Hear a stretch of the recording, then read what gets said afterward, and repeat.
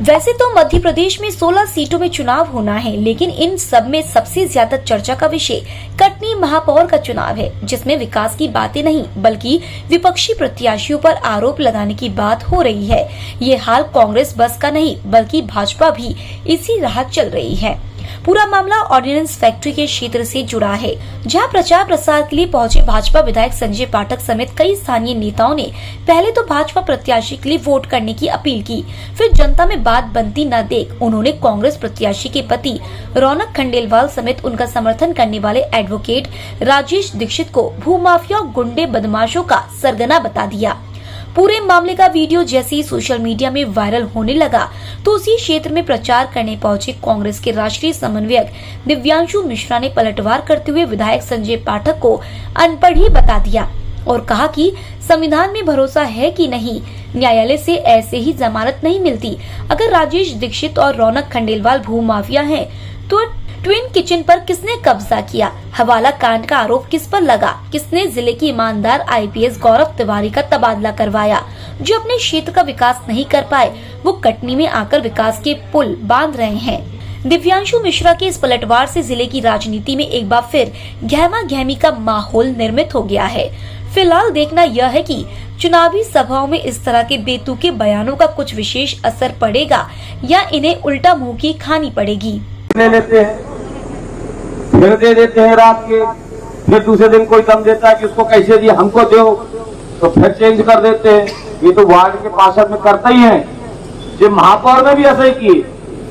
इनने वो उपलापर देवता का नाम क्या है यार, बीएम तिवारी, उनकी बिटिया को बहू को टिकट घोषित कर दी महापौर, और फिर रात के काट दी। किसके कहने पे काटी?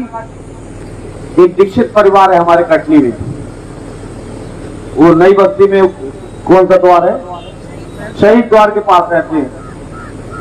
जो जितने कटनी में कुंडे बदमाश कुत्ते, जमीन खाली करा लो, मकान खाली कराओ, दुकान खाली कराओ का ठेका लेने वाले जितने लोग हैं, उनके जमानतदार, उनके कहने पर वो खंडेलवाल की पत्नी को टिकट दे दी, दीक्षित जी के कहने पर। जो खुद दूसरों की जमीनों पे कब्जा करना, मकान खाली कराना, दुकान खाली कराना, दुकानों में कब्जा करना, यहाँ तक कि जो कांग्रेस के प्रत्याशी हैं, उनके पतिदेव खुद ही मशीन लेके जाके, वो ऋषिराम पटेल है, उनके दामाद के पूरा घर गिरा दिए और बोले जमीन हमने खरीद ली है, बसा होगा तो कितने सालों से हमें मतलब नहीं, और जेसीबी से पूरा खाली कराना। अभी प्रकरण चल रहा है। तो जो जमीन खाली कराएं, मकान खाली कराएं, दुकान खाली कराएं, लोगों की जगह में कब्जा करें, गुंडे बदमाशों को पाले, जितने हत्यारे उनका जमानतदार कौन है पता कर लेना। ये ऑर्डिनेंस फैक्ट्री के कोई कर्मचारी है, संजीव जायसवाल ऑर्डिनेंस फैक्ट्री कर्मचारी है। अभी राजेश भाई बताए कि इनकी जमीन पे भी भाई लोगों का कब्जा है। अब बताओ, क्या कटनी की महापौर हम ऐसा बनाना चाहेंगे जो दूसरों की जमीनों पे कब्जा करे, मकानों पे कब्जा करे, जमीनें खाली कराने का ठेका ले, लूट हत्या बलात्कार के आरोपियों को छुड़ाने का काम करे? क्या ऐसे व्यक्तियों को कटनी के नगर की सत्ता की चाबी सौंपनी चाहिए? बताएं आप लोग, बताएं।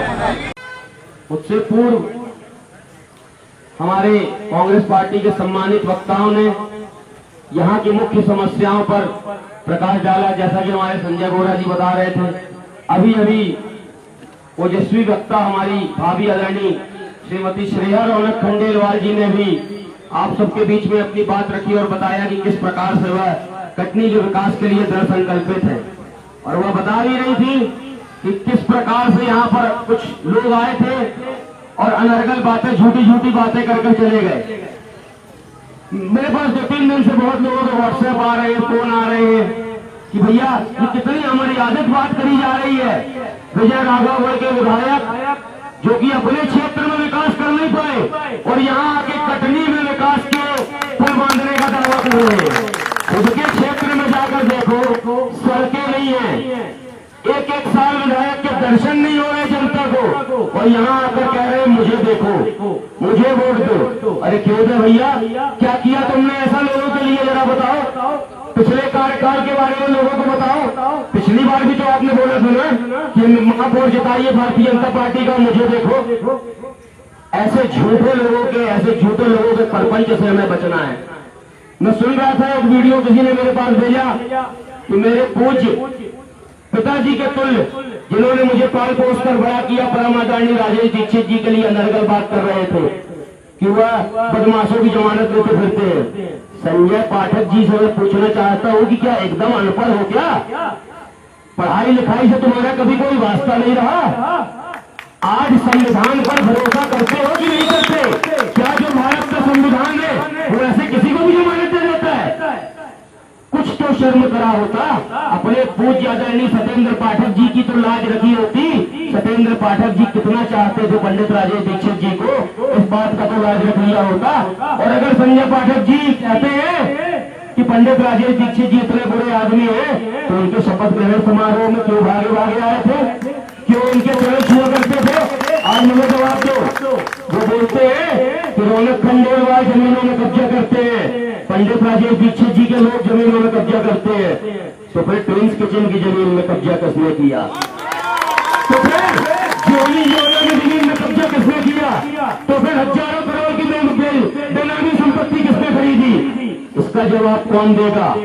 पूरे शहर में एक कटनी के बड़े अधिकारी ने जिसको चोर घोषित कर दिया था, 500 करोड़ का हवाला कांड का आरोप जिसके ऊपर लगा लिया था, वो आदमी कौन है? गौरव तिवारी का तबादला क्यों हुआ? इसका जवाब कौन देगा? ये छोटी छोटी बातें हैं जो कटनी की आम जनता जानती है।